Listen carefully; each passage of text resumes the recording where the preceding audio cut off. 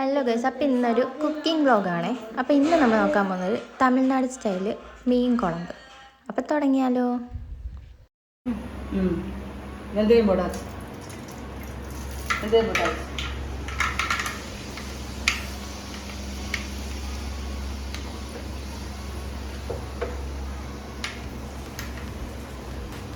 கருவேப்பிலை போடாது, தக்காளி போடாது,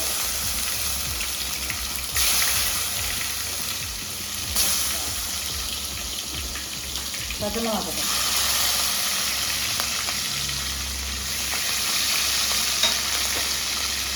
வெங்காயம் சரி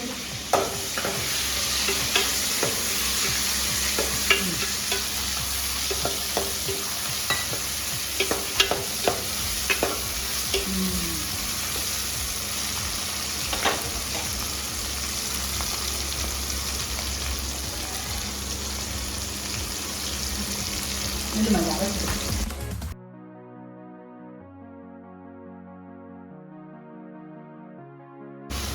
முதல்ல வெந்தயம் போடணும்.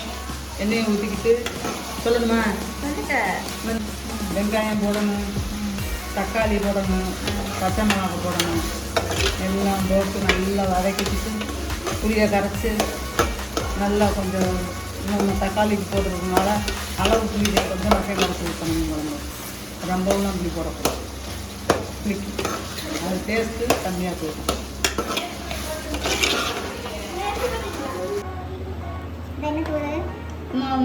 மிளகா மல்லி பெருஞ்சரம் எல்லாம் கலந்து அரைச்சப்படும். தனி மல்லிப்பொடி சிறந்தது தனி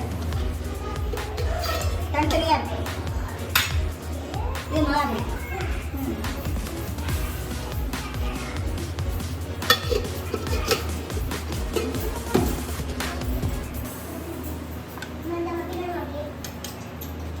உப்பு எல்லாம் போட்டு நல்லா கலக்கி நல்லா கொதிக்க விட்டு மீனை பொறுமையாத்தையும் போடணும். மீன் போடலையா? மீன் போடலை. மீன் போடலாம், மீன் போடல. என்ன மீன் இல்லை, மீனைத்தையும் போடணும். நல்லா குழம்பு கொத்தணும். பின்னாடி குழம்பு கொதிக்கணும்ல.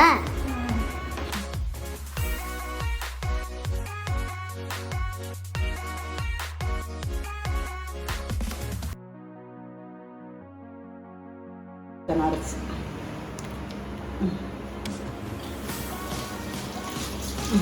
இந்த தருங்க.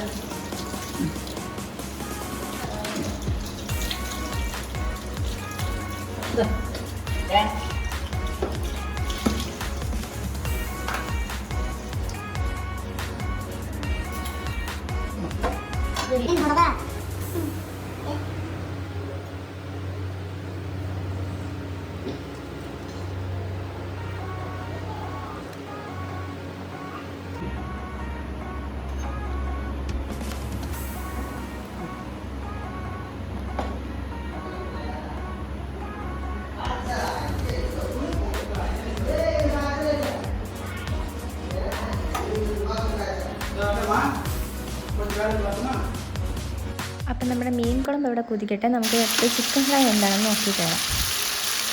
അങ്ങനെ ചിക്കൻ ഫ്രൈ ഒക്കെ റെഡിയായി. അപ്പം മീൻ കുഴമ്പ് റെഡിയായി കാണും. അങ്ങനെ നമ്മുടെ കുതിക്കുന്ന മീൻകറി ഇതായി.